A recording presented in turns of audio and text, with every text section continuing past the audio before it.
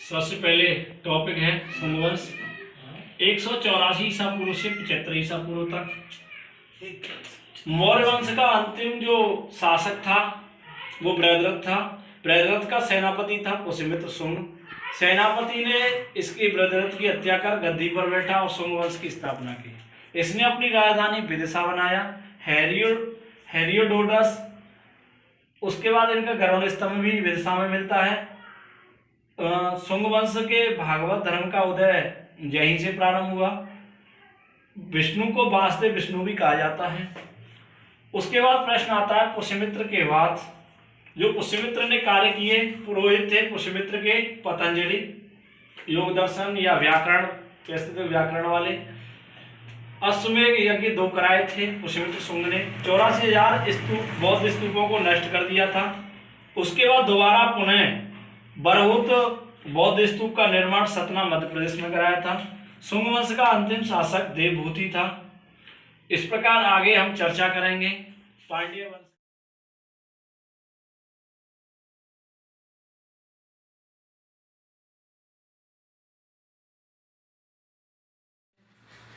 Total 4 शासक हुए।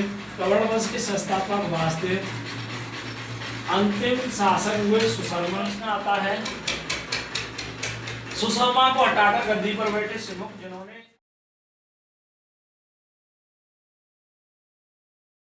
सातवाहन वंश की स्थापना की। ये मात्र सत्तात्मक थी। इनकी राजकीय भाषा प्राकृत थी। इनकी मुद्राएं तांबे, कांसे, कोटी धातु के बने हुए थे। अब प्रश्न आता है भाई इनकी राजधानी प्रतिष्ठान या पोतन थी। पुराणों में कृष्ण का पुत्र सातकर्णी को कहा गया है, जिसने 2 अश्वमेध यज्ञ कराए और 1 राजसूय यज्ञ करवाया था। अब प्रश्न आता है इन्हीं के समय सातवाहन वंश के समय हाल थे, उन्होंने गाथा सप्तशती नामक पुस्तक लिखी। आम सातवाहन वंश में ही पहली बार ब्राह्मणों को भूमि दान देने वाला वंश कहलाता है। उस समय जो अश्वमेध यज्ञ, राजा अश्वमेध जो यज्ञ कराते थे वो 4 प्रकार की थी। अश्वमेध यज्ञ साम्राज्य का विस्तार करने के लिए।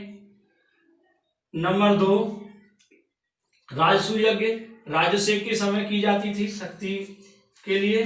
वाजपेयी यज्ञ मनोरंजन के साथ शौर्य का प्रदर्शन करने के लिए।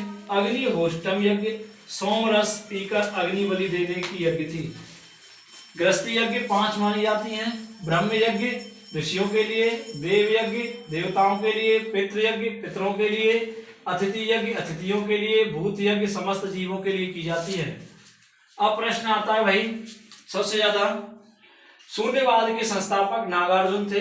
माध्यमिक संप्रदाय के प्रवर्तक नागार्जुन थे। भारत का आइंस्टीन नागार्जुन को कहते हैं।